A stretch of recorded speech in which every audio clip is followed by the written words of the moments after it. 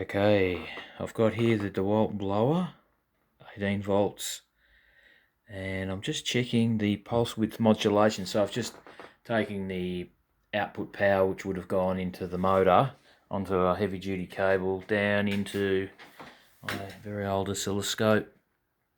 And when I push the power on first speed and the trigger's engaged, you can see this is like a pulse width modulation type signal, and you very slightly you can see um,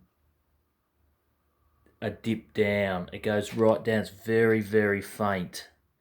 It's almost like a little shadow that goes down a dip. So it's at currently at 18 volts. So it stays at 18 volts and then dips. So you can see as I take the voltage back, as I take the trigger back to a very slow speed, the amount of time between pulses increases and decreases as you would expect in a pulse width modulation. I don't think the unit's broken because the motor does work fine.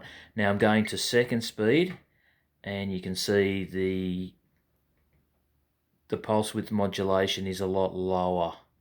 And then when I go to full speed, you can see that when I'm on a lower setting, it's quite low, and then as the trigger gets pushed in harder and harder, it goes straight to 18 volts. So I assume that the electronic power control in this circuit is okay. I can't imagine anything else. It seems to work on the motor fine. It's just what I'm having a problem with at the motor is the motor just can't handle the current, and it just blows the brushes. So something to look into.